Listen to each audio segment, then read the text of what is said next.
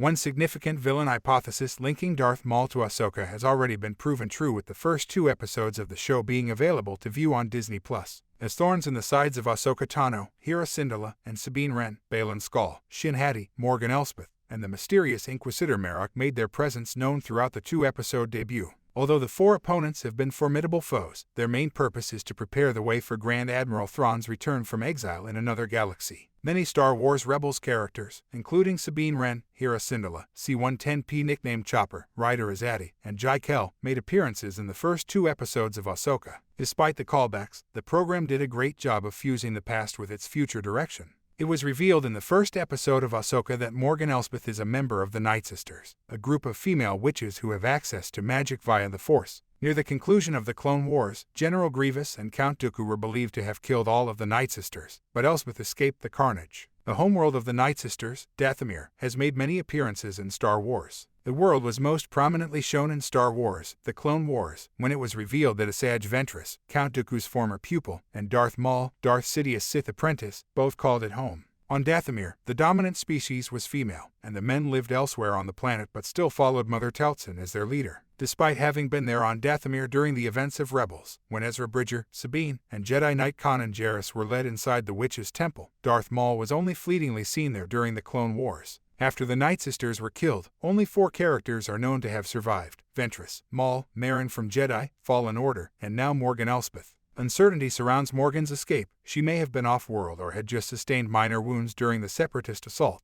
It's also unclear whether she ever visited her home planet, unlike Maul in Rebels. Morgan's rage served as fuel for her ascent within the Empire. It is hardly surprising that Grand Admiral Thrawn was interested in Morgan Elsbeth given his fascination with the Force and other kinds of power. Since Lady Morgan Elsbeth first appeared in The Mandalorian Season 2, there has been speculation that she was a Night Sister. The idea came up as a result of Ahsoka telling Din Djarin that Elsbeth's people were exterminated during the Clone Wars, and that as she progressed through the Empire's ranks, she played a crucial role in the establishment of the Imperial Starfleet. The Night Sisters are the most well-known casualties of the Clone Wars, while many more from numerous worlds also perished. Adding a new dimension to Lady Morgan Elsbeth's narrative by revealing her as a survivor justifies her animosity against the galaxy. It's important to note that Morgan Elsbeth doesn't utilize magic in her first battle with Ahsoka Tano in The Mandalorian Season 2, since the Night Sisters were strong in the Clone Wars. This might mean that Elsbeth wasn't taught in the magic and fighting techniques of the Night Sisters, or that her training wasn't complete. It could be difficult to determine how much teaching Elsbeth got based only on her age, since some Night Sisters lived for many centuries.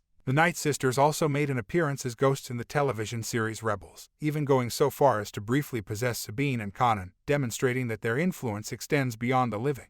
Elsbeth could not have been familiar with using magic outside of holy locales like Dathomir or Arcana. The Night Sister Merrin struggled to utilize her fire after years away from Dathomir for a while. The Clone Wars demonstrated the Night Sisters' dominance over Dathomir. As magic plays a role in the larger scheme to find Grand Admiral Thrawn, more details about Lady Morgan Elsbeth's history as a Night Sister of Dathomir will be revealed in forthcoming episodes of Ahsoka.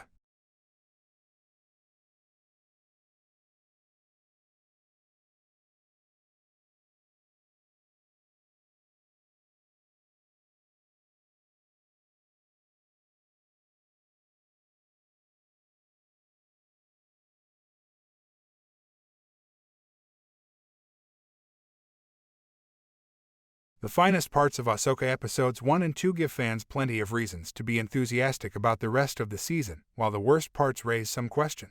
The first 2 episodes of Ahsoka, which were directed, written, and developed by Dave Filoni, who is most known for his work on Star Wars, The Clone Wars, and Star Wars Rebels, share a lot of the same lively appeal. Nevertheless, certain details are lost in translation, and several situations make no sense. Overall, there are more positive than negative aspects to Ahsoka episodes 1 and 2. While presenting brand new characters that are guaranteed to appeal to viewers, the show painstakingly recreates now iconic settings from the Star Wars animated series. 5 of the series' worst moments are shown in 5 of the series' 10 best moments from the first episode of Ahsoka. The following scene then features Ahsoka in a standout combat sequence where she uses rarely seen live-action Star Wars skills to defeat a squad of HK assassin droids. Dave Filoni's animation background shows in his direction as Ahsoka slashes through the droids and shows off her remarkable lightsaber skills against a variety of foes. The self-destructing droids were a step up from IG-11 in The Mandalorian and demonstrated the level of risk Ahsoka will encounter throughout the season.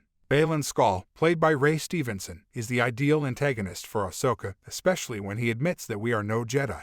This same phrase was spoken by Ahsoka to Darth Vader in the Star Wars Rebels Season 2 finale, establishing a bond between the two characters before their eventual confrontation. The execution of the New Republic guards that follows Stevenson's frightening delivery is reminiscent of the Darth Vader hallway sequence in Rogue One, a Star Wars story. It was a fantastic method to introduce Ahsoka and gauge the antagonist's strength. Amanis Fandy's portrayal of Ezra Bridger is among Ahsoka's best live-action translations so far, despite the fact that he only makes a brief cameo as a pre-recorded message. His flawless imitation of Ezra's mannerisms and speech pattern from Star Wars Rebels, combined with Natasha Liu Bordizzo's Sabine Wren's straightforward yet impactful reaction, elevates the moment to a moving emotional high. Sabine's purpose is established by Ezra's message, which also portends Ezra's eventual return. Sabine's choice to remove the map from the ship in Ahsoka Episode 1 Part 1, Master and Apprentice, is the show's first obviously stupid move. Sabine wastes time going all the way back to the communications tower instead of following Ahsoka's sage advice and risking the safety of the map.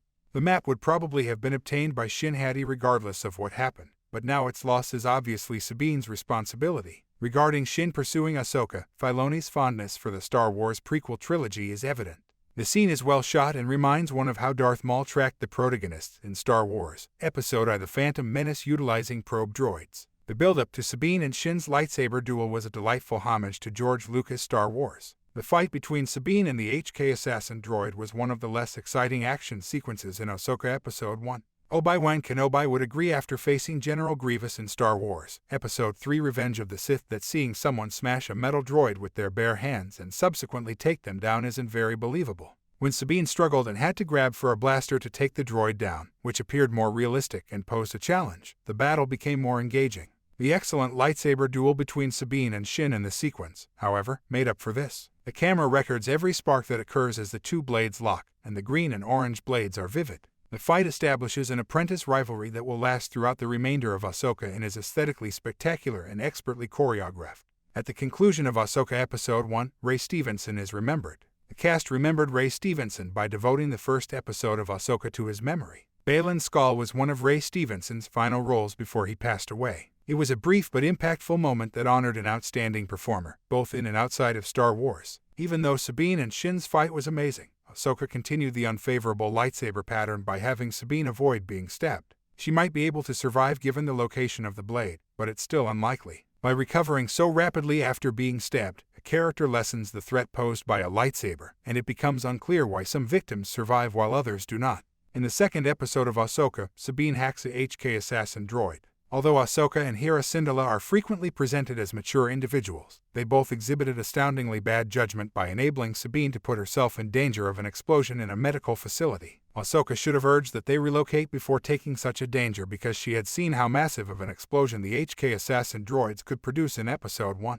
A general like Hera should also think about the security of the people of the New Republic, particularly those who are recovering from illness or injury. Watching a star map in the Ahsoka video is Morgan Elsbeth. The revelation made by Morgan Elsbeth in Ahsoka Episode 2 that an ancient tribe originated from another galaxy was one of Star Wars' most exciting world-building moments in recent memory. Morgan and Baylan's objectives provided a subtle hint as to a strange force that might be lurking at Peridea in the masterfully executed visual scene. The Imperial agents in Ahsoka Episode 2 demonstrated unwavering loyalty, which is only admirable if the individual survives. It was a mistake to shout for the Empire before attempting to assassinate Ahsoka, since it gave the Jedi time to respond and prepare for the other Imperials. The Imperials may have had a well-run, covert program, but once discovered, they weren't very wise. In Ahsoka Episode 2, Ahsoka Tano calmly avoids Marok the Inquisitor's twirling crimson lightsaber. Ahsoka's casual dodge of Marok's spinning lightsaber was one of her most impressive moves. Ahsoka does a fantastic job of pulling off this classic Jedi film, demonstrating how attuned her senses are to the point that the blade doesn't worry her. Ahsoka is oftentimes hit or miss when it comes to the live-action interpretation of animated characters, but Hera and Chopper's banter seemed just like Star Wars Rebels. Hera's lively characteristics were brilliantly captured by Mary Elizabeth Winstead, while Chopper's characterization was accurate. The series will be regarded as a successful addition to the Star Wars narrative and a suitable successor to Star Wars Rebels if it continues to feature outstanding moments like this one.